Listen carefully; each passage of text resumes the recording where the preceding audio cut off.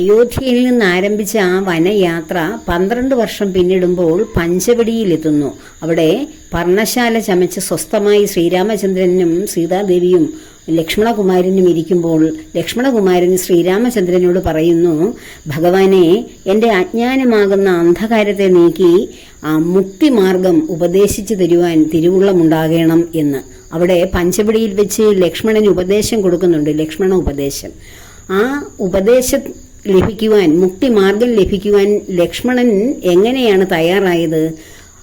ശ്രീരാമന്റെ പാദങ്ങളെ പിന്തുടർന്നുകൊണ്ട് ലോകമാതാവായ സീതാദേവിയുടെയും ലോകപിതാവായ ശ്രീരാമചന്ദ്രന്റെയും പാദ പൂജ ചെയ്തുകൊണ്ട് ദുർഘടമായ കാനന പാതകളിലൂടെ സഞ്ചരിച്ച് ഇടവിടാതെ അവരുടെ പാദസേവ ചെയ്ത് പാദപൂജ ചെയ്തുകൊണ്ട് ആ പരീക്ഷണങ്ങളെയെല്ലാം തരണം ചെയ്ത് നിത്യവും രാമരാമേതി ജപിച്ചുകൊണ്ട് നീങ്ങുന്ന ഏതൊരു ഭക്തനുണ്ടോ അവൻ മുക്തിക്ക് ഏറ്റവും യോഗ്യനാണ്.